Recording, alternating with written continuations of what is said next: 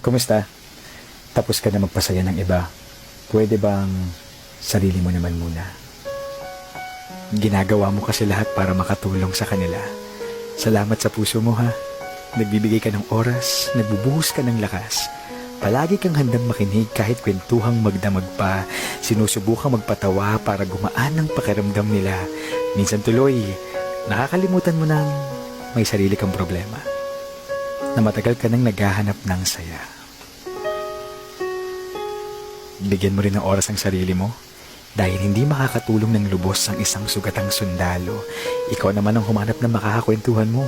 Ikaw naman ang magbuhos ng luha mula sa mga mata mo. Dalangin ko na Diyos ang yumakap sa'yo na pawiin niya ang bigat na dinadala mo.